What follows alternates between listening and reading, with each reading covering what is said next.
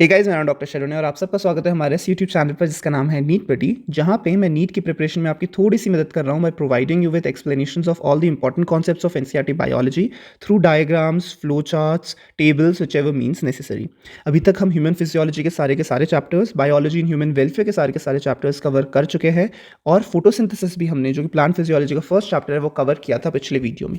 आज के इस वीडियो में हम कवर करेंगे अब रेस्पिरेशन इन प्लांट्स। इसमें बहुत सारे इंपॉर्टेंट प्रोसेसेस है, फ्लो चार्ट्स है, तो वो सारी की सारी चीज़ें, चाहे वो ग्लाइकोलिसिस हो, चाहे वो क्रेब्स साइकिल हो, चाहे वो ईटीएस हो, आपको यहाँ पे मैं सारी चीज़ें एक्सप्लेन करूँगा and I can assure you by the end of this video सारी चीज़ें आपको क्रिस्टल क्लियर हो जाएंगी और याद हो जाएंगी। साथ ही साथ गाइस, हर वीडियो के डिस्क्रिप्शन बॉक्स में मैं आपको हैंड रिटन नोट्स प्रोवाइड कर रहा हूँ, जो कि प्योरली एनसीईआरटी बेस्ड है और एक वेल ऑर्गेनाइज तरीके से वो नोट्स मैंने आप लोग के लिए प्रिपेयर किया है। मैंने वो पर्सनली खुद लिखा है ताकि नीट की प्रिपरेशन में आपको ज़्यादा से ज़्यादा चीज़ें याद रहे। सो डिस्क्रिप्शन बॉक्स में जाके वो हैंड रिटन नोट्स भी ज़रूर डाउनलोड कीजिएगा। And without wasting much time, now let's get started with respiration in plants. अब सबसे पहले रेस्पिरेशन है क्या? How do we define the process of respiration? Respiration is nothing but breaking of CC bond of a complex compound to release energy. So कोई भी complex compound उठाओ, उसका CC bond तोड़ो और उससे एनर्जी रिलीज करो, इसको हमने रेस्पिरेशन बोल रखा है। ठीक है, लेकिन यहाँ पे एक कैच है। कैच ये है कि जब हम सीसी बॉन्ड तोड़ रहे हैं, एक ही स्टेप में हम ये बॉन्ड नहीं तोड़ेंगे। It is always a multi step process. Multi step process. Reason क्या है मल्टी स्टेप प्रोसेस रखने का? मल्टी स्टेप प्रोसेस रखने का रीज़न ये है कि हम जो एनर्जी रिलीज़ हो रही है वो हम चाहते हैं स्लोली रिलीज़ हो। ठीक है, जब एनर्जी स्लोली रिलीज़ होगी तो ये स्लोली रिलीजिंग एनर्जी को हम ट्रैप कर सकते हैं। We can trap it into bonds of another molecule, bonds of another molecule। And usually ये जो मॉलिक्यूल जिसके बॉन्ड्स में एनर्जी ट्रैप करे वो कौन सा होता है? एटीपी होता है। ठीक है, तो पूरा का पूरा प्रिंसिपल रेस्पिरेशन का यही है कि आप एक कॉम्प्लेक्स कंपाउंड का सीसी बॉन्ड तोड़ोगे, लेकिन एक स्टेप में नहीं, मल्टीपल स्टेप्स में तोड़ोगे, ताकि जो एनर्जी रिलीज हो वो स्लोली रिलीज हो और उस रिलीजिंग एनर्जी को हम एटीपी के फॉर्म में स्टोर कर सकें। Now let's start with the first cycle, first breakdown of glucose। तो सबसे पहला स्टेप, चाहे वो एरोबिक रेस्पिरेशन हो चाहे वो एनएरोबिक रेस्पिरेशन हो, होता क्या है aerobic and anaerobic respiration? Basically जब आप रेस्पिरेशन को डिवाइड करोगे into two types based on oxygen चाहिए या ऑक्सीजन नहीं चाहिए। ऑक्सीजन चाहिए तो क्या है? एरोबिक। ऑक्सीजन नहीं चाहिए तो वो क्या है? एनएरोबिक। ठीक है, लेकिन दोनों एरोबिक एंड एनएरोबिक में first step is same. What is the first step? First step is nothing but glycolysis. Glycolysis is the first step, first step of glucose breakdown. अब होता क्या है ग्लाइकोलिसिस में? ग्लाइकोलिसिस में हम ग्लूकोज को लेने वाले हैं एज अ रॉ मटेरियल और उसको कन्वर्ट करने वाले हैं पायरुविक एसिड में।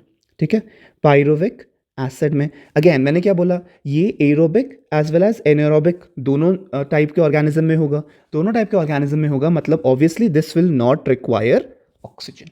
ठीक है, so glycolysis is process of conversion of glucose to pyruvic acid with release of energy without requiring oxygen.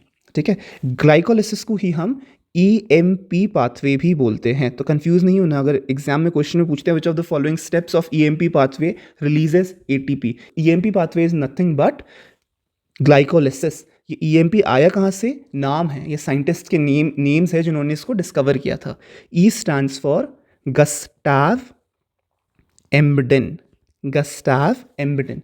M stands for Otto Meyerhof, Otto Meyerhof. And P stands for J Parnas, J Parnas. ठीक है, ये तीन scientist ने मिलकर glycolysis pathway को discover किया था। अब ग्लाइकोलिसिस पाथवे बताने से पहले कुछ चीज़ें, ठीक है, सबसे पहले तो ये होता कहाँ पे? What is the location of this pathway?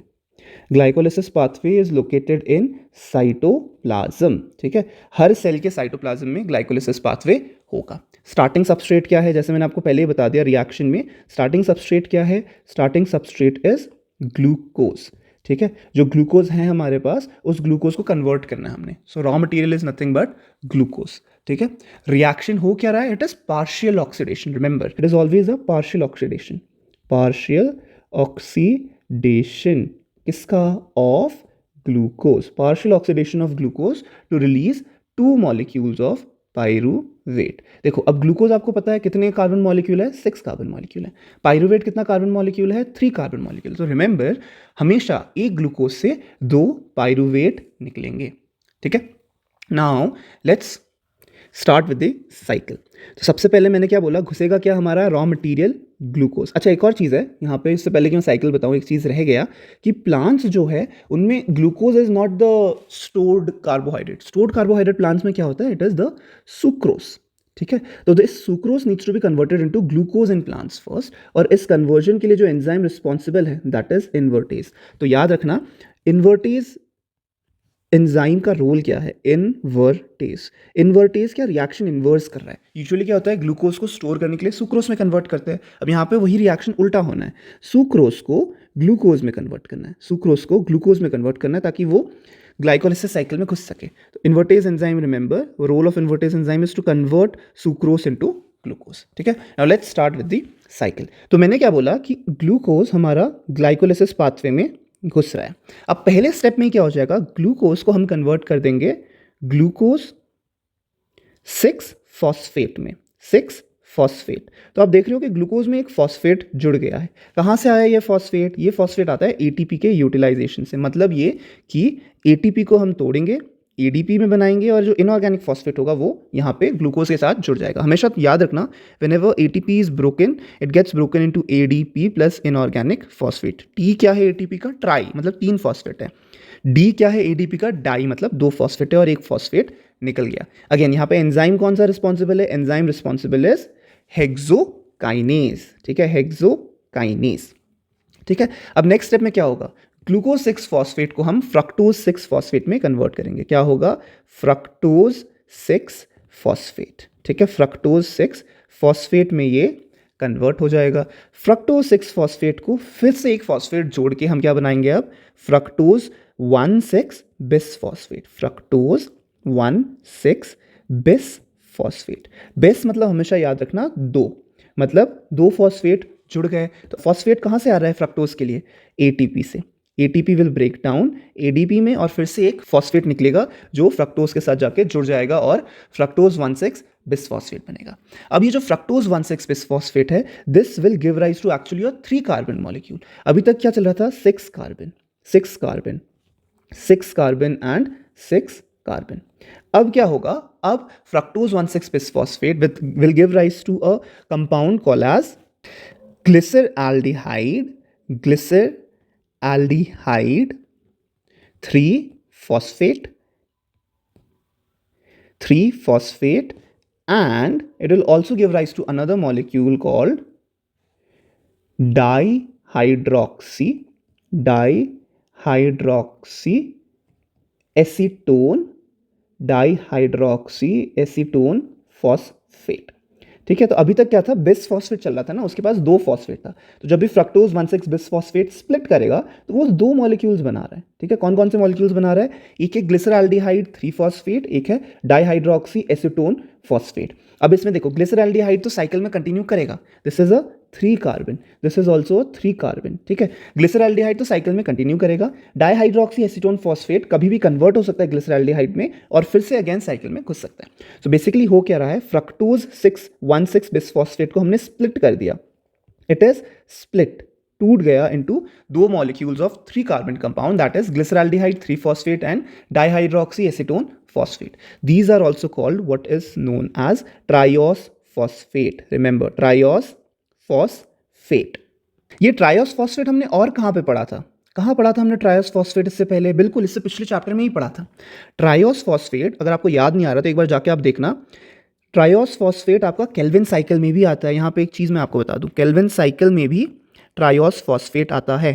Calvin cycle में ट्रायोस फॉस्फेट कहाँ पे आ रहा था, 3-फॉस्फोग्लिसरेट, 3-फॉस्फोग्लिसरेट को जब हम रिड्यूस कर रहे थे, 3-फॉस्फोग्लिसरेट का जब हमने रिडक्शन किया, it was reduced to a triose phosphate, triose phosphate. और ट्रायोस फॉस्फेट को फर्दर रिडक्शन करके, ट्रायोस फॉस्फेट का further reduction resulted in production of glucose.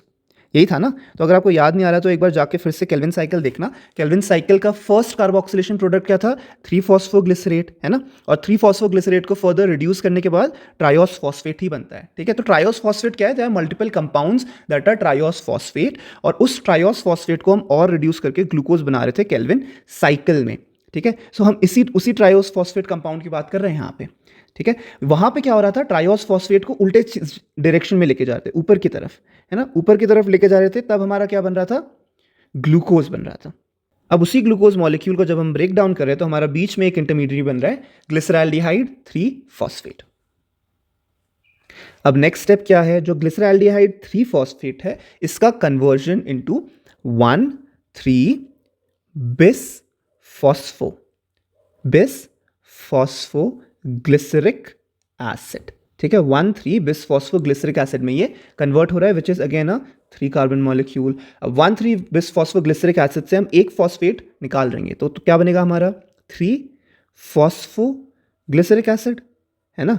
बिस और एक हमारा निकल गया फॉस्फेट, तो 3-फॉस्फोग्लिसरिक एसिड। जो और एक फॉस्फेट जो निकला वो कहाँ जाएगा? That phosphate will go for synthesis of ATP. ADP में वो इनऑर्गेनिक फॉस्फेट जुड़ेगा और एटीपी बन जाएगा। सो अभी तक हमने एटीपी कहीं भी जनरेट नहीं किया था। एटीपी हमने इनफैक्ट स्टार्टिंग साइकिल के स्टार्टिंग में ही 2 एटीपी हम यूज़ कर चुके हैं, है ना। ग्लूकोज को ग्लूकोज 6 फॉस्फेट बनाने में एक एटीपी यूज़ किया, फ्रक्टोज 6 फॉस्फेट को फ्रक्टोज 1,6 बिस फॉस्फेट बनाने में एक एटीपी यूज़ किया, ठीक है। पहली बार यहाँ पे हो रहा है जब 1,3-बिस फॉस्फोग्लिसरिक एसिड से हम इनऑर्गेनिक फॉस्फेट निकाल के एटीपी अपना सिंथेसाइज कर रहे हैं, ठीक है। अब नेक्स्ट स्टेप क्या है? एटीपी पहला मॉलिक्यूल सिंथेसाइज हो गया। नाउ मूविंग फर्दर क्या होगा? 3-फॉस्फोग्लिसरिक एसिड को किसमें कन्वर्ट किया गया? 2-फॉस्फोग्लिसरेट में। किसमें? 2-फॉस्फोग्लिसरेट, ठीक है। अब क्या हुआ? 2-फॉस्फोग्लिसरेट को फिर हमने कन्वर्ट किया किसमें? 2-फॉस्फो इनॉल पाइरुवेट, ठीक है। अब आप पाइरुवेट वर्ड सुन रहे हो, मतलब cycle is towards the end. अभी तक ये सारी चीज़ें 3 कार्बन ही है, ठीक है। They are 3 carbon. अब 2-फॉस्फोइनॉल पाइरुवेट को हम कन्वर्ट करेंगे पाइरुविक एसिड में, ठीक है। अब क्या कैच है यहाँ पे? फॉस्फो था ना, एक फॉस्फोरस और था, तो वो फॉस्फोरस भी चला गया पाइरुविक एसिड में, तो कहीं पे फॉस्फोरस नहीं है। तो कहाँ गया ये फॉस्फेट? इनऑर्गेनिक फॉस्फेट फिर से कहाँ गया? फिर से एटीपी बनाने गया। मतलब two phosphoenol pyruvate getting converted to pyruvic acid is again the energy generating step, जिसमें एडीपी को हम एटीपी में कन्वर्ट कर रहे हैं। तो आप देखोगे 2 स्टेप है, 1,3-बिस फॉस्फोग्लिसरिक एसिड का कन्वर्जन 3-फॉस्फोग्लिसरिक एसिड में, एंड 2-फॉस्फोइनॉल पाइरुवेट का कन्वर्जन पाइरुविक एसिड में, जहां पे एटीपी प्रोड्यूस हो रहा है, ठीक है। तो 2 स्टेप्स, स्टेप 1 जहां पे एटीपी प्रोड्यूस हुआ, and this is the step 2 जहां पे एटीपी प्रोड्यूस हुआ। इसके अलावा एक और स्टेप है जहां पे एक दूसरा कंपाउंड बन रहा है। क्या है वो? NAD plus is converted to NADH plus H plus NADH भी इंपॉर्टेंट है, especially for aerobic respiration. Anaerobic में तो NADH का हम कुछ कर नहीं सकते, लेकिन एरोबिक रेस्पिरेशन में ETS इलेक्ट्रॉन ट्रांसपोर्ट सिस्टम के थ्रू NADH से भी हम ATP बना सकते हैं। इसलिए कितने NADH बन रहे हैं वो भी याद रखना जरूरी है। तो अगर पूरा साइकिल हम जिस्ट में बताएं तो क्या हुआ? इन क्या गया और आउट क्या आया, ठीक है, पूरे ग्लाइकोलिसिस साइकिल में। तो सबसे पहले इन गया हमारा 1 मॉलिक्यूल ऑफ ग्लूकोज, और आउट क्या आया हमारा? 2 मॉलिक्यूल्स ऑफ पाइरुवेट, करेक्ट। यही है, इन हमारा 1 मॉलिक्यूल ऑफ ग्लूकोज गया था साइकिल में, और आउट आया हमारा 2 मॉलिक्यूल्स ऑफ पाइरुवेट। अब इनमें हमने ग्लूकोज को तोड़ने के लिए 2 ATP यूज़ किया, ठीक है। एंड में हमें एक बार जब साइकिल रन हुआ तो क्या मिला? हमें 2 ATP मिला, लेकिन एक ग्लूकोज से 2 पाइरुवेट बन रहे हैं, है ना। मतलब वो जो सेकेंड हाफ है साइकिल का वो 2 जनरेट करेगा, है ना। देखो ग्लूकोज क्या है? 6 कार्बन, और यहाँ पे क्या आ गया? 3 कार्बन। मतलब ऐसी एक और साइकिल सेकेंड हाफ वाला चल रहा है, ठीक है। जब यही साइकिल वापस चलेगा तो हमारे पास जो एक एटीपी था, यहाँ पे जो एक एटीपी जनरेट हुआ वो 2 हो जाएगा। तो 2 + 2 कितना हुआ? टोटल ऑफ 4 ATPs, है ना, टोटल ऑफ 4 ATPs। उसके अलावा 2 NAD प्लस गए, और वहाँ से कितने निकले? 2 NADH प्लस H प्लस निकले, ठीक है। सो ये है आपका पूरा का पूरा ग्लाइकोलिसिस पाथवे जो मैंने हाईलाइट किया अभी। दिस इज द पार्ट जहाँ पे आपका एनर्जी जनरेशन स्टार्ट हो रहा है, ठीक है, और जहाँ पे जो पाथवे है वो 2 बार चलेगा, ताकि आपका 2 ATP इस स्टेप में आए, 2 ATP इस स्टेप में आए, 2 NADH इस स्टेप में आए, ठीक है। तो ये है आपका पूरा का पूरा ग्लाइकोलिसिस पाथवे। एंड प्रोडक्ट क्या है ग्लाइकोलिसिस पाथवे का? What is the end product? end product we have is nothing but end product is our pyruvic acid. ठीक है, pyruvic एसिड. अब मैंने क्या बोला, पायरुविक एसिड कॉमन, ये ग्लाइकोलिसिस पाथवे कॉमन है कहाँ पे, साइटोप्लाज्म में हो रहा है, and it is common for aerobic as well as anaerobic. अब डिपेंडिंग ऑन पायरुविक एसिड को फर्दर कैसे प्रोसेस करेंगे, एरोबिक हो सकता है वो, या फिर वो अगेन एनएरोबिक हो सकता है. ठीक है, तो पहले मैं आपको एनएरोबिक के बारे में बताऊंगा, फिर एरोबिक के बारे में बताऊंगा. तो anaerobic respiration is nothing but your fermentation. ठीक है, fermentation. Now we can have two types of fermentation. एक हो सकता है हमारा जिसमें लैक्टिक एसिड प्रोड्यूस हो रहा है, तो that is called as lactic acid fermentation. दूसरा हो सकता है हमारा अल्कोहलिक फर्मेंटेशन, जिसमें अल्कोहल प्रोड्यूस होगा, अल्कोहलिक फर्मेंटेशन. ठीक है, so that is all about your glycolysis pathway. Moving on to the next topic of this chapter, that is fermentation. अब मैंने फर्मेंटेशन के बारे में क्या बता दिया आपको, फर्मेंटेशन के बारे में ये बता दिया कि it is an anaerobic process, है ना. Fermentation is an anaerobic process. तो जो पायरुविक एसिड बना था उसको हम कन्वर्ट करेंगे किस में, either will convert it to lactic acid और will convert it to alcohol. ठीक है, this process is called as the fermentation. Again fermentation में भी क्या, इनकम्प्लीट ऑक्सीडेशन हो रहा है, इनकम्प्लीट ऑक्सीडेशन हो रहा है. ठीक है, कंप्लीट ऑक्सीडेशन सिर्फ एरोबिक रेस्पिरेशन में ही होगा. तो incomplete oxidation of glucose under anaerobic condition where pyruvic acid is converted to carbon dioxide and ethanol और lactic acid is the complete process of fermentation. जो मैंने समझाया वही आपको डेफिनेशन में भी बताया. क्या बताया, इनकम्प्लीट ऑक्सीडेशन किसका कर रहे हैं, ग्लूकोज का कर रहे हैं. ग्लूकोज को कन्वर्ट किस में कर रहे हैं, पायरुविक एसिड में कन्वर्ट हो रहा है सबसे पहले, है ना. सबसे पहले पायरुविक एसिड में कन्वर्ट हो रहा है, और पायरुविक एसिड से फिर हम carbon dioxide plus ethanol, ethanol मतलब बेसिकली आपका अल्कोहल है, इथेनॉल या फिर लैक्टिक एसिड में कन्वर्ट कर रहे हैं. ठीक है, सही है. और इनकम्प्लीट क्यों बोल रहे हैं, इनकम्प्लीट ऑक्सीडेशन इसलिए बोल रहे हैं क्योंकि एंड प्रोडक्ट ग्लूकोज का अभी भी कंप्लीटली ब्रोकन डाउन नहीं है. Ethanol is not the simplest break down product. ठीक है, तो पायरुविक एसिड को जब हम तोड़ रहे हैं, पायरुविक एसिड को जब हम तोड़ रहे हैं तो क्या हो रहा है हमारा, तो दोनों केसेस में चाहे हम इसका इथेनॉल बनाएं, चाहे हम उसका लैक्टिक एसिड बनाएं, ठीक है, दोनों केसेस में हमारा क्या यूज होगा, NADH प्लस H प्लस, जो हमारा पायरुविक एसिड सिंथेसिस ग्लाइकोलिसिस में बना था ना, जनरेटेड था, वो हमारा यूज हो जाएगा. ठीक है, NAD प्लस में वापस कन्वर्ट हो जाएगा. तो NADH plus H plus NAD में कन्वर्ट हो जाएगा. इसीलिए anaerobic aspiration is not a very effective pathway. क्यों, इसके बहुत सारे डिसएडवांटेजेस हैं. तो क्या क्या है डिसएडवांटेजेस एनारोबिक पाथवे के, तो सबसे पहला डिसएडवांटेज तो यही है कि less than 7% of energy from glucose is release, less than 7% of energy is release. ठीक है, मतलब ये कि 93% of energy of glucose gets wasted. So it is very very very inefficient. दूसरी चीज क्या है, it is hazardous for cell, hazardous for cells. ठीक है, जिस सेल में ये साइकिल चल रहा है उसके लिए भी ये हैजर्डस है. क्यों है हैजर्डस, क्योंकि जो एसिड और लैक्टिक एसिड की बात करें, जो एसिड और इथेनॉल फॉर्म हो रहा है, it is poisonous. It is so poisonous that it can cause death of the cell. ठीक है, एक एग्जाम्पल दे रखा है एनसीईआरटी में, ईस्ट. ईस्ट क्या है, एनारोबिक रेस्पिरेशन कैरी आउट करता है, फर्मेंटेशन कैरी आउट करता है और अल्कोहल प्रोड्यूस करता है. ठीक है, अल्कोहल प्रोड्यूस करता है. अब अगर अल्कोहल का कॉन्सेंट्रेशन ब्रॉथ में 13% से ज़्यादा चला जाए, देन ईस्ट डाइज. ठीक है, yeast dies. So basically yeast अपनी एनर्जी प्रोडक्शन के लिए अल्कोहल बाई प्रोडक्ट बना रहा है, and this alcohol is killing yeast, and yeast will die as a process to produce its own energy. ठीक है, so that is a disadvantage of fermentation. Obviously why should a cell die just because it is producing और undergoing a reaction for its own energy, है ना. Energy तो उसको free of damage मिलना चाहिए, है ना. That is why it is a disadvantage. Location क्या है, एनारोबिक रेस्पिरेशन है तो कोई स्पेशल सेल ऑर्गेनेल नहीं चाहिए. कहाँ पे होगा ये, साइटोप्लाज्म में होगा, जैसे पायरुविक एसिड का ग्लाइकोलिसिस हुआ था. अब what is the energy gain, energy कितना रिलीज हो रहा है, एनर्जी गेन मैंने आपको बताया 7% एनर्जी रिलीज हो रहा है. एनर्जी एटीपी के फॉर्म में रिलीज होगा, तो कितना एटीपी प्रोड्यूस होगा, 2 ATP मॉलिक्यूल्स. कैसे हो रहा है वैसे ये 2 ATP मॉलिक्यूल, अब देखो फर्मेंटेशन को अलग से आप देखोगे तो उसमें तो कोई एनर्जी रिलीज ही नहीं हो रहा. एनएरोबिक रेस्पिरेशन को कंप्लीटली देखना है आपको. ठीक है, एनएरोबिक रेस्पिरेशन को जब आप पूरा देखोगे तो आपको पता चलेगा क्या, कि पायरुविक ग्लूकोज पहले पायरुविक एसिड बन रहा है ना, और पायरुविक एसिड फिर हमारा फर्मेंटेशन अंडरगो कर रहा है. ठीक है, और फर्मेंटेशन से फिर हमारा अल्कोहल या एसिड बन रहा है। ठीक है, तो जो ग्लूकोज है जब पायरुविक एसिड में कन्वर्ट हुआ, क्या प्रोड्यूस हुआ? 4 ATP प्रोड्यूस हुआ था, लेकिन हमारा 2 ATP यूज भी हो गया था, -2 ATP है ना ग्लाइकोलिसिस में, तो टोटल ATP कितना हुआ? 2 ATP। उसके अलावा क्या था? 2 NADH प्रोड्यूस हुआ था। अब फर्मेंटेशन से जब अल्कोहल सिंथेसिस हुआ, ATP कितने जनरेट हुए? 0।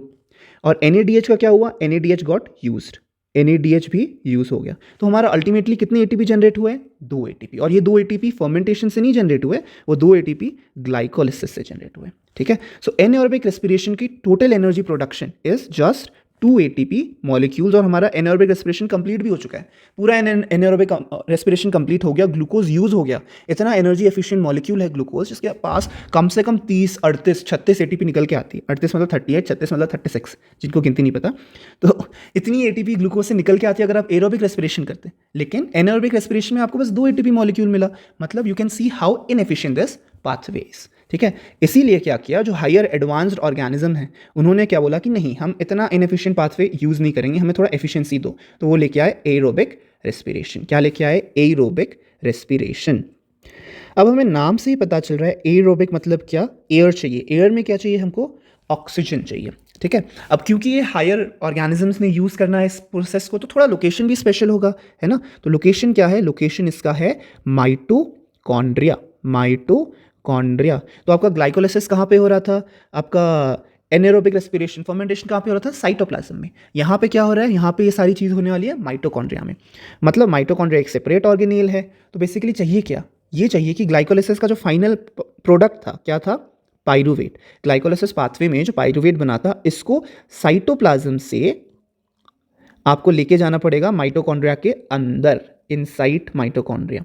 सो this transport has to happen, और ट्रांसपोर्ट होने के बाद माइटोकॉन्ड्रिया के अंदर फिर एरोबिक रेस्पिरेशन स्टार्ट होगा। अब देखो, माइटोकॉन्ड्रिया भी बहुत ही इंटरेस्टिंग ऑर्गेनेल है ऑब्वियसली, क्योंकि इसमें इतना कॉम्प्लेक्स प्रोसेस हो रहा है। तो जैसे क्लोरोप्लास्ट के पास स्ट्रोमा था, रिमेंबर, माइटोकॉन्ड्रिया के पास भी स्ट्रोमा होगा, लेकिन माइटोकॉन्ड्रिया के स्ट्रोमा को हम क्या बोलते हैं? मैट्रिक्स। ठीक है, तो मैट्रिक्स ऑफ माइटोकॉन्ड्रिया। ठीक है, मैट्रिक्स ऑफ माइटोकॉन्ड्रिया। जैसे क्लोरोप्लास्ट के पास बिल्कुल हमारा मेम्ब्रेन सिस्टम था, मेम्ब्रेन सिस्टम, यहां पे भी एक मेम्ब्रेन सिस्टम होगा, मेम्ब्रेन सिस्टम होगा। फर्क क्या है? फर्क ये है कि जो क्लोरोप्लास्ट का मेम्ब्रेन सिस्टम था, इट वाज एक्चुअली ग्राना।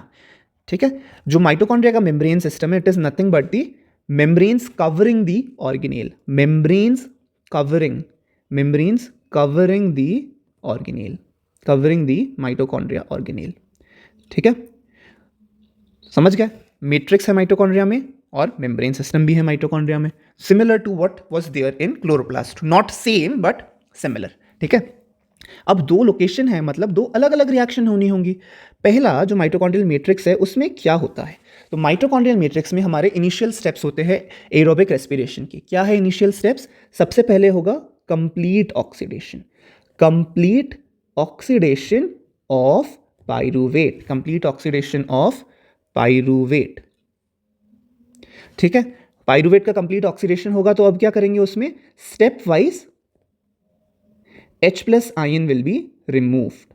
ठीक है, ये याद रखना, step wise H+ ion is removed, and finally at last 3 molecules of carbon dioxide is released.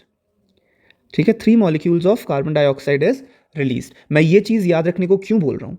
मैं ये चीज़ याद रखने को इसलिए बोल रहा हूँ क्योंकि आपको याद होगा हमने फोटोसिंथेसिस पे ATP जनरेट हो रहा था, एक प्रोटॉन ग्रेडियंट क्रिएट किया था, और प्रोटॉन ग्रेडियंट जो क्रिएट हुआ था उसको ब्रेक डाउन होने पर क्या मिला था हमको? ATP मिला था। किसकी बात कर रहा हूँ? ये फोटोसिंथेसिस, पिछले चैप्टर में फोटोसिंथेसिस की बात कर रहा हूँ। ठीक है, तो रेस्पिरेशन में भी हमें एक प्रोटॉन ग्रेडियंट चाहिए। प्रोटॉन ग्रेडियंट को जब ब्रेक करेंगे तभी रेस्पिरेशन में भी हमको क्या मिलेगा? ATP मिलेगा। ठीक है, वेरी मच सिमिलर, सेम नहीं, आगे मैं बता रहा हूँ, similar but not the same.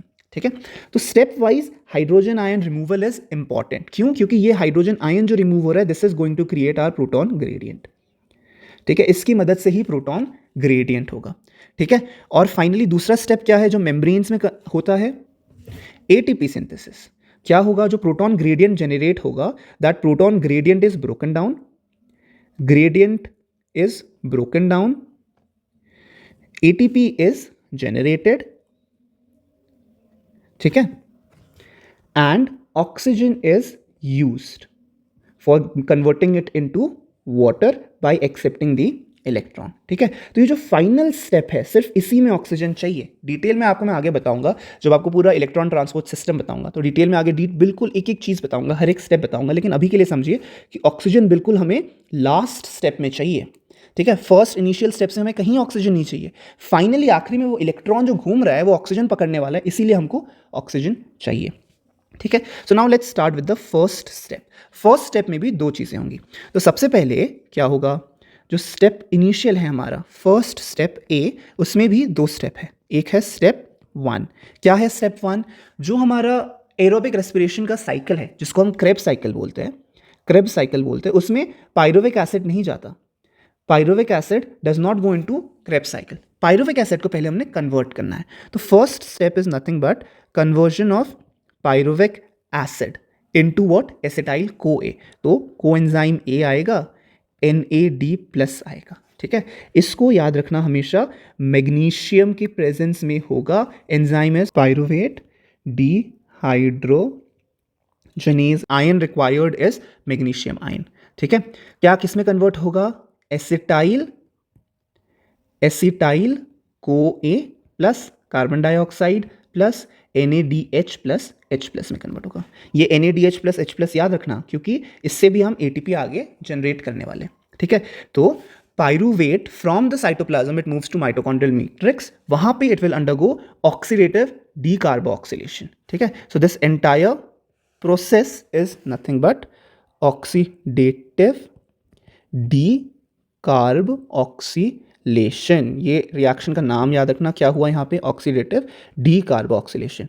Pyruvate को साइटोप्लाज्म से माइटोकॉन्ड्रिया में मूव किया, माइटोकॉन्ड्रिया के अंदर जाने के बाद CoA और NAD+ इसके साथ जुड़े, पायरुवेट डिहाइड्रोजनेज एंजाइम ने एसिटाइल CoA बनाया, ठीक है। ये पूरा साइकिल हमें एसिटाइल CoA चाहिए इसीलिए किया है, ठीक है। अब ये जो एसिटाइल CoA आया, एसिटाइल CoA का हम क्या करेंगे, ठीक है, जिसके लिए हमने इतना अलग से एक रिएक्शन ही बता दिया आपको। एसिटाइल CoA का हम करेंगे क्या? सो बेसिकली जो आपका एसिटाइल CoA है, acetyl CoA means coenzyme A, वो आपका सिट्रिक एसिड साइकिल या क्रेब्स साइकिल में पार्ट लेगा। तो what is citric acid cycle, what is Krebs cycle? It is the aerobic respiration का cycle which are going to generate our energy molecules, ठीक है। सारे के सारे एनर्जी मॉलिक्यूल्स हमारे क्रेब्स साइकिल से ही आने वाले हैं, ठीक है। So what is the first step of Krebs cycle? First step is condensation of the acetyl group with OAA। OAA क्या है? Oxalo acetic acid. I'll write it on more on this side. Oxalo acetic acid, ठीक है, oxalo acetic acid. Just for your revision guys, oxalo acetic acid और कहाँ पे पढ़ा था हमने? कहाँ पे पढ़ा था? बताओ। Yes, C4 pathway. C4 pathway का the first carbon dioxide fixation product was nothing but a 4 carbon acid, that was oxalo acetic acid. So you know oxalo acetic acid में कितने कार्बन है? 4 कार्बन है, ठीक है। तो एसिटाइल कोएंजाइम ए के पास कितने कार्बन है? 2 कार्बन है। ऑक्सैलो एसिटिक एसिड के पास कितने कार्बन है? 4 कार्बन है। तो जब एसिटाइल CoA इस साइकिल में घुसेगा और ऑक्सैलिक एसिड को कन्वर्ट करेगा सिट्रिक एसिड में, तो सिट्रिक एसिड कितने मॉलिक्यूल हो जाएंगे इसमें? 6 कार्बन मॉलिक्यूल्स, ठीक है। 6 carbon compound is our citric acid. Now citric acid will get converted to what? Alpha keto glutaric acid. Alpha keto glutaric acid which is a 5 carbon compound. Now remember it's a 5 carbon compound, मतलब क्या हुआ? मतलब एक carbon dioxide यहाँ से निकल गया, है ना, एक कार्बन डाइऑक्साइड यहाँ से निकल गया। फिर ketoglutaric acid will get converted into succinic acid which is again a 4 carbon compound. 4 carbon मतलब एक और कार्बन डाइऑक्साइड यहाँ से निकल गया। सो बेसिकली ये स्टेप वाइज डीकार्बोक्सिलेशन हो रहा है। सिट्रिक एसिड से डीकार्बोक्सिलेशन होकर क्या हुआ? अल्फा कीटोग्लूटरिक एसिड हुआ। फिर उससे एक और कार्बन मॉलिक्यूल निकला, तो क्या हुआ? हमारा सक्सिनिक एसिड बना। तो एक और हमारा डीकार्बोक्सिलेशन स्टेप हो गया। सक्सिनिक एसिड से फिर हमारा क्या बनेगा? Malic acid. Now malic acid is a 4 carbon compound, ठीक है। मैलिक एसिड से फिर हमारा वापस ऑक्सैलो एसिटिक एसिड बनेगा और ऑक्सैलो एसिटिक एसिड से ये साइकिल कंप्लीट होगा। ऑक्सैलो एसिटिक एसिड नया एसिटाइल CoA के साथ रिएक्ट करेगा और सिट्रिक एसिड वापस बनाएगा। अच्छा, एक एंजाइम जो आपको याद रखना है इस रिएक्शन में क्या है? सिट्रिक एसिड को बनाने वाला एंजाइम कौन सा है? So remember condensation of acetyl कोए, condensation of the acetyl group with the oxaloacetic acid is carried by an enzyme called citrate synthase, which is easy to remember क्योंकि citric acid का synthesis हो रहा है, so citrate synthase is the enzyme, और acetyl group एक बार जुड़ जाएगा तो CoA would be released, ठीक है, CoA साइकिल से बाहर चला जाएगा। ये CoA वापस जाके पायरुविक एसिड के साथ रिएक्ट करेगा, ऊपर वाले रिएक्शन में पायरुविक एसिड के साथ रिएक्ट करेगा और एसिटाइल कोए वापस बनाएगा। सो कोए is getting circulated again and again, just like oxaloacetic acid is getting circulated again and again, ठीक है। तो ये है आपका पूरा का पूरा सिट्रिक एसिड साइकिल या फिर क्रेब्स साइकिल, ठीक है। Citric acid cycle, Krebs cycle एक ही चीज़ है। अब यहाँ पे जो कैच है वो ये है कि एनसीईआरटी में ये आपको सिंप्लीफाई करने के लिए ऐसे एक एक स्टेप दिखा दिया कि सिट्रिक एसिड से अल्फा कीटो ग्लूट्रिक एसिड बन गया, अल्फा कीटो ग्लूट्रिक एसिड से सक्सेनिक एसिड से मैलिक एसिड, बट इतना सिंपल नहीं है। यहाँ पे मल्टीपल स्टेप्स होते हैं। अल्फा कीटो ग्लूट्रिक एसिड का conversion to succinic acid is a multi step process, ठीक है। तो यहाँ पे एक कंपाउंड बनेगा, यहाँ पे एक कंपाउंड बनेगा, फिर फाइनली सक्सेनिक एसिड बनेगा। वैसे ही सक्सेनिक एसिड का मैलिक एसिड में conversion is again a multi step process, बीच में बहुत सारे कंपाउंड्स बनते हैं, फिर फाइनली मैलिक एसिड बनता है। लेकिन इसके डिटेल्स में जाने की ज़रूरत नहीं है, आपसे रिएक्शन एग्जाम में वही पूछा जाएगा जो एनसीईआरटी के टेक्स्ट बुक में दिया गया है, ठीक है। अब मैंने बताया था कि बहुत सारे एनर्जी मॉलिक्यूल्स रिलीज होंगी, तो मैंने रिएक्शन में तो कुछ बताया नहीं, कहाँ पे रिलीज हो रही है। तो सबसे पहले रिलीज होगा citric acid to alpha keto glutaric acid में क्या रिलीज होगा हमारा, एक NAD plus will get converted to NADH plus H plus, ठीक है। दूसरा कहाँ पे होगा, अल्फा कीटो ग्लूट्रिक एसिड का कन्वर्जन इनटू सक्सेनिक एसिड। यहाँ पे एक चीज़ जो जनरेट होगी वो है NAD प्लस का conversion NADH plus H plus में, और दूसरी चीज़ क्या है, दूसरी चीज़ है GDP का कन्वर्जन इनटू GTP, ठीक है, GDP into GTP।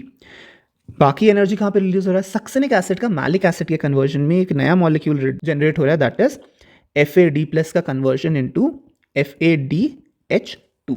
Maleic acid to oxalic acid में क्या जनरेट हो रहा है, malic acid to oxalic acid में जनरेट होगा अगेन NAD प्लस का conversion NADH plus H plus में, ठीक है। सो अगर आप देखोगे हर एक स्टेप में कुछ ना कुछ जनरेट हो रहा है, ठीक है। सिट्रिक एसिड से अल्फा कीटो ग्लूट्रिक एसिड में NADH, alpha keto glutaric acid succinic acid में NADH and GTP, succinic acid to malic acid में FADH2, malic acid to oxalic acid में NADH अगेन। सो हर स्टेप में कुछ ना कुछ मॉलिक्यूल जनरेट हो रहा है और ये सारे के सारे मॉलिक्यूल एनर्जी देने वाले हैं हमको। इसके साथ जो पुराना स्टेप हमने बताया पायरुविक एसिड का एसिटाइल कोए, उसमें भी एक NADH जनरेट हुआ है।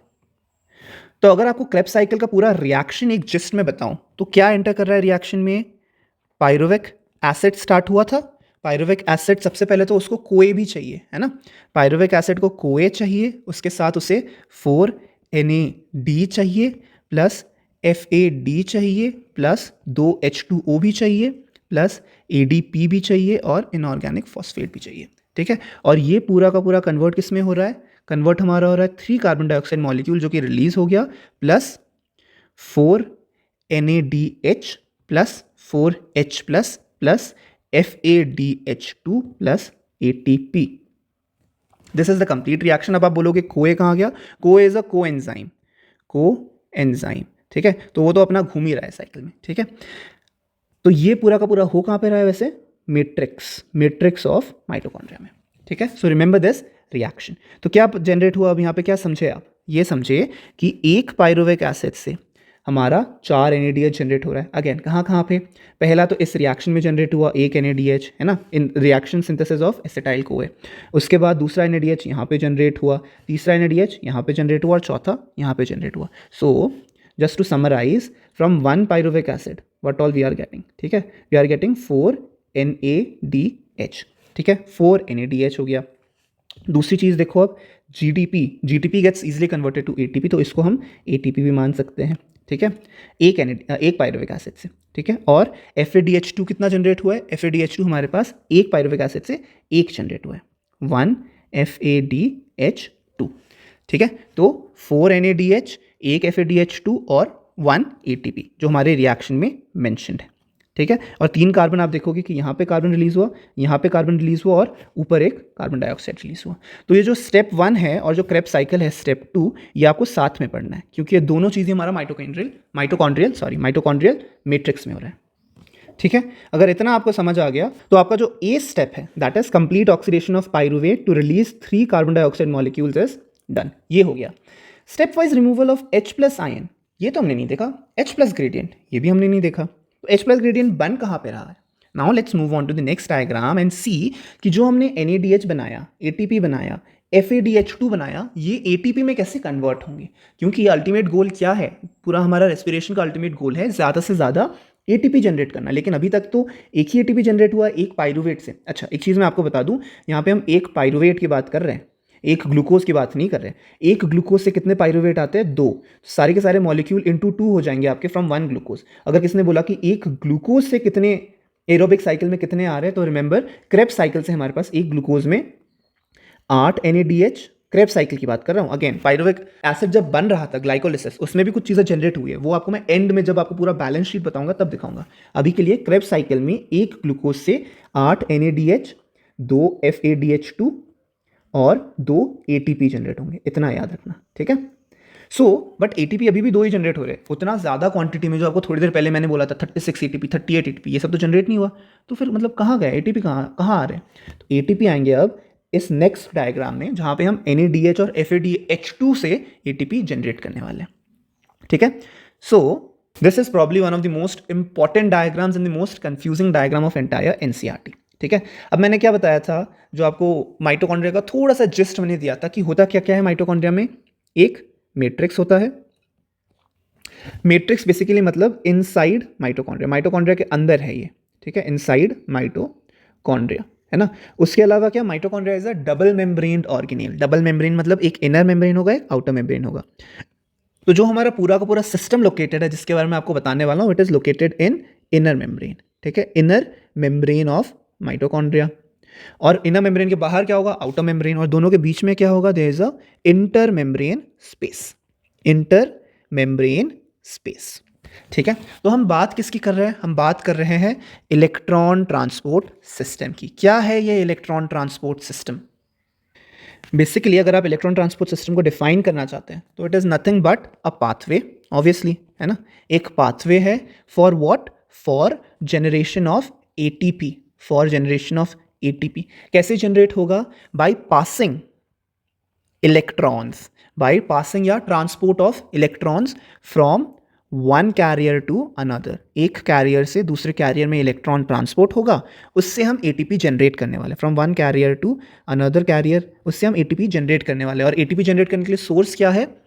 Source is our NADH plus H plus and FADH2, ठीक है। तो हम आ गए मेन स्टेप में एरोबिक रेस्पिरेशन के, जहां से हमें ATP का बल्क मिलने वाला है, जो हमने स्टार्टिंग से प्रॉमिस किया था कि एरोबिक रेस्पिरेशन में ATP ज़्यादा है, ज़्यादा है, ज़्यादा है। तो वो अब आपको इस डायग्राम में और ETS के थ्रू समझाऊंगा कि कैसे NADH एंड FADH2 को यूज़ करके हम इलेक्ट्रॉन ट्रांसपोर्ट करेंगे from one carrier to another, और फाइनली लास्ट में ATP जनरेट होगा। लोकेशन क्या है आपको डायग्राम में वैसे ही बता दिया मैंने। Location is inner mitochondrial membrane, inner mitochondrial membrane. Guys remember, बस माइटोकॉन्ड्रियल मेम्ब्रेन बोलने से काम नहीं चलेगा, ठीक है। आपको बताना पड़ेगा इनर माइटोकॉन्ड्रियल मेम्ब्रेन है, क्योंकि माइटोकॉन्ड्रिया में भी इनर और आउटर मेम्ब्रेन है। आउटर मेम्ब्रेन का इसमें कोई रोल नहीं है, it is the inner mitochondrial membrane that is playing the role, ठीक है। अब ये समझो कि इसमें ना बहुत सारे कॉम्प्लेक्सेस हैं। ये कॉम्प्लेक्सेस क्या करेंगे? कॉम्प्लेक्सेस एक जगह से इलेक्ट्रॉन निकालेंगे, एक जगह से प्रोटॉन निकालेंगे, और क्या करेंगे? प्रोटॉन ग्रेडियंट जनरेट करेंगे। कैसे? सबसे पहले रिएक्शन स्टार्ट होगा हमारा कॉम्प्लेक्स 1 से। रिएक्शन स्टार्ट होगा हमारा कॉम्प्लेक्स 1 से। क्या है complex 1? Complex 1 is nothing but an enzyme called as NADH dehydrogenase, NADH dehydrogenase. तो डिहाइड्रोजनेज NADH मतलब NADH से एक हाइड्रोजन निकालने वाला है ना। NADH प्लस H प्लस हमारा जनरेट हो रखा है, उससे हाइड्रोजन निकाल दोगे तो क्या बनेगा? NAD प्लस, ठीक है। NAD प्लस बनेगा तो हाइड्रोजन कहाँ जाएगा? हाइड्रोजन यहाँ से सीधा ट्रैवल करके इंटर मेम्ब्रेन स्पेस में जाएगा। ठीक है, देखो अगर मैं आपको माइटोकॉन्ड्रिया का डायग्राम दिखाऊं, माइटोकॉन्ड्रिया का डायग्राम दिखाऊं तो कुछ ऐसा होता है ना माइटोकॉन्ड्रिया, है ना। एक बर्ड्स आई व्यू दे रहा हूँ कि एक्चुअली हो क्या रहा है। ठीक है, ऐसा होता है। ये जो अंदर की तरफ लोकेटेड है, ये जो अंदर लोकेटेड है, this is nothing but your matrix. ठीक है, दिस इज द मैट्रिक्स। ठीक है, जो पहला अंदर का पिंक वाला वॉल है वो क्या है, इनर माइटोकॉन्ड्रियल वॉल। बाहर वाला क्या है, आउटर माइटोकॉन्ड्रियल वॉल। और इनर और आउटर माइटोकॉन्ड्रियल वॉल के पास जो मैं ग्रीन से दिखा रहा हूँ, that is the intermembrane space. ठीक है, that is the intermembrane space. समझ आ गया इतना। तो जब हम बोल रहे हैं मैट्रिक्स, तो matrix is nothing but this orange part. जब हम बोल रहे हैं intermembrane space, it is nothing but this green part. ठीक है, तो हमारे कॉम्प्लेक्स 1 ने क्या किया, NADH डिहाइड्रोजनेस ने NADH को NAD+ में कन्वर्ट कर दिया और 4 H+ आयन इंटरमेम्ब्रेन स्पेस में भेज दिए। 4 H+ अगर निकले हैं तो इलेक्ट्रॉन भी निकले होंगे, है ना। तो इलेक्ट्रॉन कहाँ निकले हमारे, इलेक्ट्रॉन हमारे निकलेंगे 2, हमारे इलेक्ट्रॉन निकले 2। ठीक है, कंफ्यूज नहीं होना, ये 2 इलेक्ट्रॉन क्यों बोल रहा हूँ, 2 इलेक्ट्रॉन इसलिए बोल रहा हूँ कि इलेक्ट्रॉन सिर्फ NADH से निकलेंगे ना। प्रोटॉन H+ जो एक्स्ट्रा प्रोटॉन है वो भी अंदर ही जा रहा है ना। इसीलिए हमारा अगर 2 मॉलिक्यूल यहाँ पे आएंगे रिएक्ट करने के लिए तो क्या होगा, 2 NADH से 2 H+ निकलेंगे और 2 इलेक्ट्रॉन निकलेंगे, और H+ ऑलरेडी 2 होगा, तो टोटल 4 H+ अंदर चला जाएगा और हमारा 2 इलेक्ट्रॉन रिएक्शन में घुस जाएगा। अब ये 2 इलेक्ट्रॉन ट्रांसपोर्ट होगा, नाम ही क्या है, इलेक्ट्रॉन ट्रांसपोर्ट सिस्टम, है ना। तो 2 इलेक्ट्रॉन को हम ट्रांसपोर्ट करने वाले, सबसे पहले हो जाएगा FMN में, फिर हो जाएगा FES में। देखो जो चीज़ आपको याद करनी है वो मैं बता दूंगा, FMN FES याद नहीं रहेगा कोई दिक्कत नहीं है, लेकिन अब जो नेक्स्ट चीज़ आने वाली है वो आपको याद करना है, और वो है क्या, यूबीक्विनॉन। सो यूबीक्विनॉन क्या है, वो एक इलेक्ट्रॉन ट्रांसपोर्टर है, यूबीक्विनॉन, जो कि हमारा इलेक्ट्रॉन एक्सेप्ट कर रहा है। इलेक्ट्रॉन वो एक्सेप्ट NADH से भी करेगा और FADH2 से भी करेगा। अब आप बोलोगे FADH2 कहाँ है, अभी तक तो आया नहीं FADH2। तो FADH2 थोड़ा सा नीचे लोकेटेड है। ठीक है, यहाँ पे हमारा सक्सिनेट को कन्वर्ट किया जा रहा है फ्यूमरेट में। ठीक है, इस रिएक्शन में succinate is getting converted to fumarate and हमारा FADH2 जनरेट हो रहा है। अब डायग्राम में FADH2 कहीं पे दिखाया नहीं है, बट FAD मेंशन कर रखा है। तो FADH2 को जब आप फर्दर तोड़ोगे तो FAD निकलेगा, H+ निकलेगा, जैसे NADH में निकला था।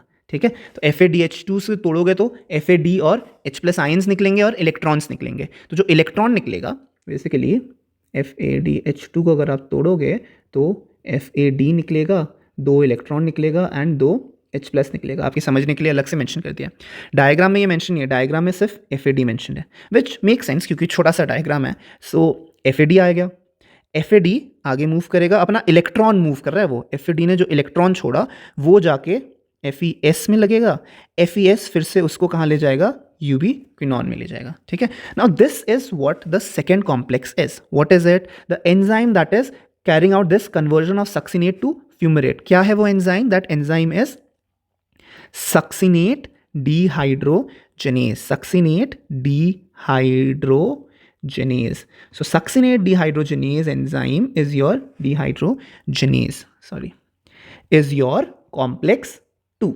It is your complex 2.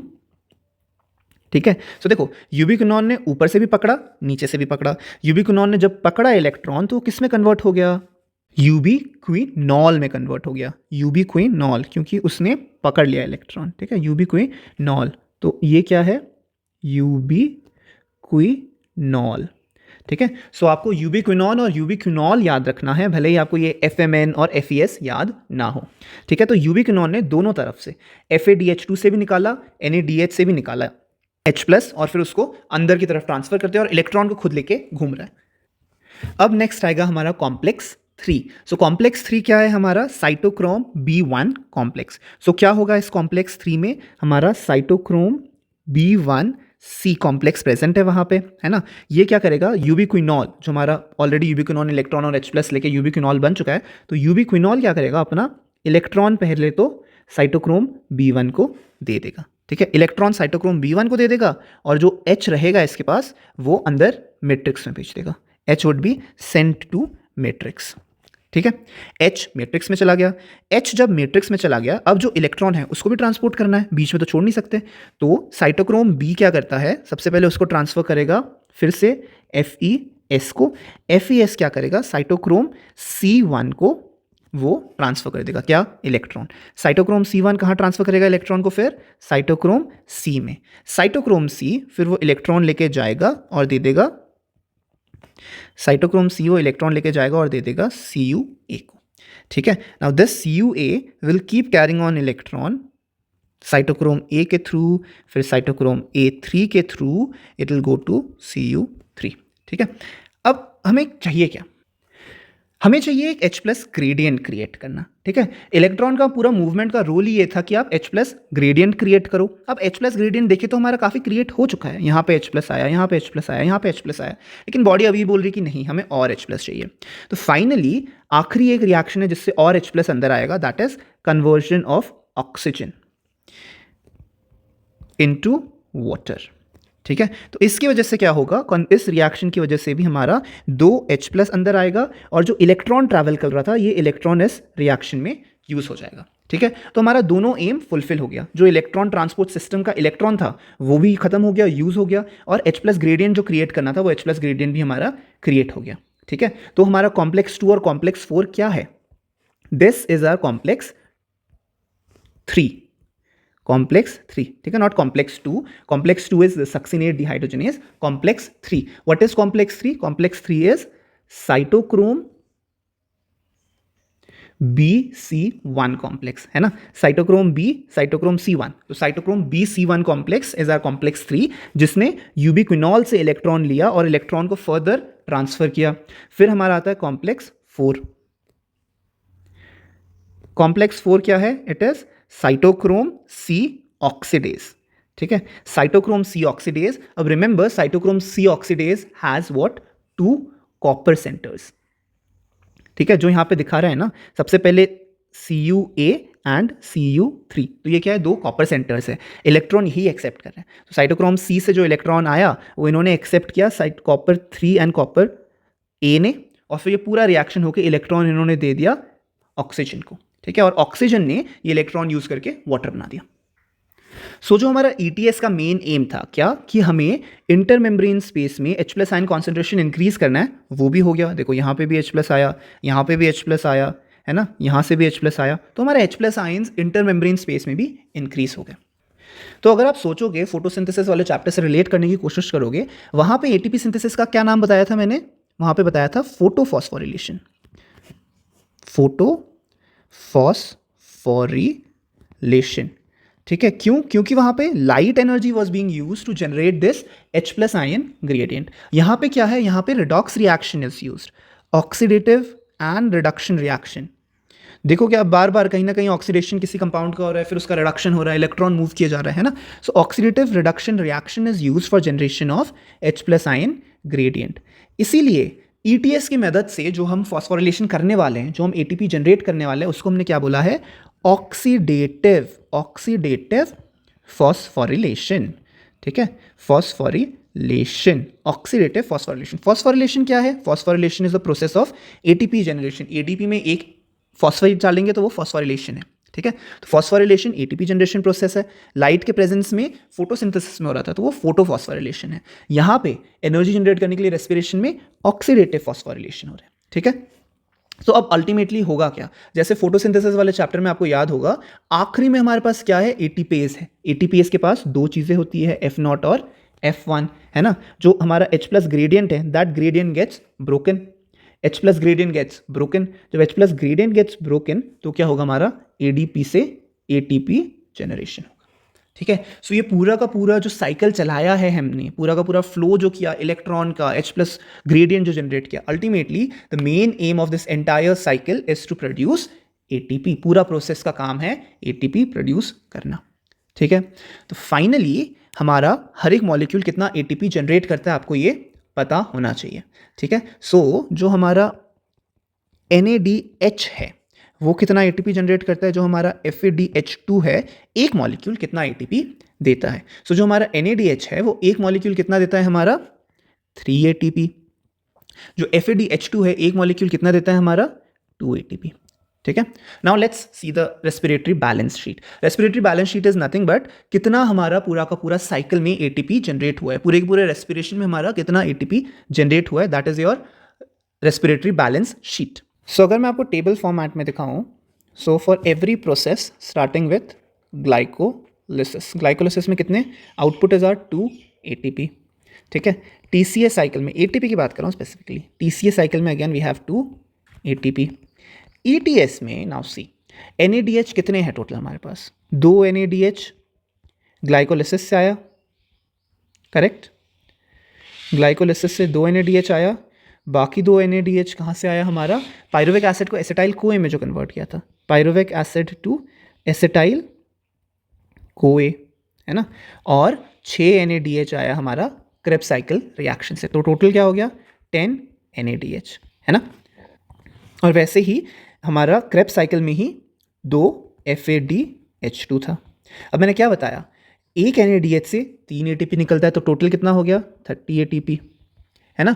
और वैसे ही एक FADH2 से 2 ATP निकलता है, तो टोटल कितना हुआ 4 ATP। ठीक है, तो ये और ये सब अगर मिलाओगे यहाँ पे 4 ATP और यहाँ पे 34 ATP, तो टोटल आपका हो जाएगा, टोटल वुड बी 38 ATP। ठीक है, अब टोटल याद रखना, एरोबिक रेस्पिरेशन में वी आर गेटिंग 38 ATP, लेकिन कहीं कहीं जगह क्या लिखा होता है 36 ATP।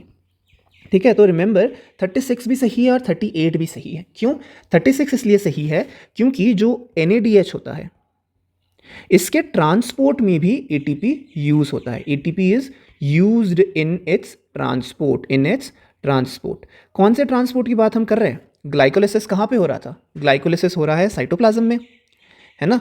और हमने क्या बोला कि ग्लाइकोलिसिस का NADH is also used. So NADH glycolysis के कितने हैं, 2 NADH है, तो ये 2 NADH को जब आप माइटोकॉन्ड्रिया के मैट्रिक्स में और माइटोकॉन्ड्रिया के मेम्ब्रेन सिस्टम में लेके जाओगे, तो अंदर माइटोकॉन्ड्रिया के अंदर ले जाने के लिए 2 ATP यूज होता है। तो टोटल अगर वो 2 ATP यूज आप कंसिडर नहीं करोगे तो ओवरऑल 38 ATP प्रोड्यूस हो रहा है, लेकिन ग्लाइकोलिसिस के 2 NADH की मूव के लिए जो ATP यूज हुआ उसको सब्सट्रैक्ट कर दोगे तो आपके पास टोटल 36 ATP आएगा। ठीक है, तो 36 38 दोनों ही करेक्ट है। So that is the entire respiration for you. अब जो रेस्पिरेटरी पाथवे उसमें एक चीज रहती है कि रेस्पिरेटरी पाथवे किस टाइप का पाथवे, तो जो हमारा रेस्पिरेटरी पाथवे है it is a एम्फीबोलिक pathway. एम्फीबोलिक pathway क्या होता है ये एम्फीबोलिक पाथवे, बेसिकली कोई भी पाथवे में या तो मॉलिक्यूल्स टूटते हैं या मॉलिक्यूल्स बनते हैं। अगर बन रहे हैं उसे बोलते हैं हम एनाबॉलिक पाथवे, अगर टूट रहे हैं उसको हम बोलते हैं कैटाबॉलिक पाथवे। ठीक है, लेकिन रेस्पिरेशन में क्या होता है कि क्योंकि बहुत सारे इंटरमीडिएरी प्रोडक्ट्स होते हैं तो एनाबॉलिक प्रोसेस भी चलेगा, कैटाबॉलिक प्रोसेस भी चलेगा। मतलब ये कि आप प्रोटीन को तोड़ के एनर्जी भी निकाल सकते हो, फैट को तोड़ के एनर्जी भी निकाल सकते हो, या बीच में से इंटरमीडिएरी को निकाल के प्रोटीन और फैट सिंथेसाइज भी कर सकते हो। Protein and fats can be synthesized, ठीक है, because it can be synthesized, इसीलिए इस प्रोसेस को हमने एम्फीबॉलिक बोला। अगर एग्जाम्पल आपको दे तो फैट को कैसे तोड़ते हैं, ग्लिसरॉल में तोड़ते हैं और फैटी एसिड में तोड़ते हैं। ठीक है, अब जो ग्लिसरॉल है वो पाथवे में घुसता है PGAL के थ्रू, और जो फैटी एसिड है वो घुसता है एसिटाइल कोए के थ्रू। ठीक है, अब अगर बॉडी को फैट नहीं चाहिए, एनर्जी ज़्यादा चाहिए, तो फैट को तोड़ के हम एसिटाइल कोए PGAL बना के एनर्जी जनरेट कर सकते हैं। ये क्या हो गया, कैटाबॉलिक हो गया। लेकिन अगर बॉडी को फैट चाहिए तो आप एसिटाइल कोए को पाथवे से निकालो, PGAL को पाथवे से निकालो, फैटी एसिड और ग्लिसरॉल बनाओ और इन दोनों को आपस में जोड़ के फैट बनाओ, तो फैट सिंथेसाइज हो रहा है, तो क्या हो गया, वो एनाबॉलिक हो गया। तो डिपेंडिंग ऑन कि बॉडी की रिक्वायरमेंट क्या है, things can move in and out, cycle के अंदर भी आ सकते हैं, प्रोसेस से बाहर भी निकल सकते हैं। That is why respiratory pathway is considered as an amphibolic pathway. ठीक है, इसके अलावा आखिरी में एक छोटा सा टॉपिक मेंशन्ड है ऑफ रेस्पिरेटरी क्वोशिएंट RQ। क्या है रेस्पिरेटरी क्वोशिएंट, बस फॉर्मूला याद रखना है, volume of carbon dioxide that is evolve divided by volume of oxygen that is consumed. ठीक है, तो किसी भी प्रोसेस को रेस्पिरेशन करने में, जैसे कि ग्लूकोज को तोड़ने में आपको 6 कार्बन डाइऑक्साइड मॉलिक्यूल मिलेंगे, 6 ऑक्सीजन यूज हो जाएंगे, तो क्या हो जाएगा, ग्लूकोज के लिए रेस्पिरेटरी क्वोशिएंट इज 1। ठीक है, तो कितना कार्बन डाइऑक्साइड रिलीज होगा, कितना ऑक्सीजन मिलेगा, that is the ratio that you have to remember as respiratory question. So that is the entire chapter of respiration for you. I hope you find the entire chapter helpful. Again guys, description में notes के link available है, वो जाके download करो, note से पढ़ाई करो, आपको बहुत बढ़िया तरीके से नीट की प्रिपरेशन होगी. और इस चैप्टर से रिलेटेड कोई भी डाउट होगा तो नीचे कमेंट सेक्शन में हमको कमेंट कीजिएगा. I will try my best to solve that query of yours. Also अगर आप यहाँ पे नए हैं then do go and subscribe the channel and also share it with your friends and other NEET aspirants. Thank you for watching. Bye bye.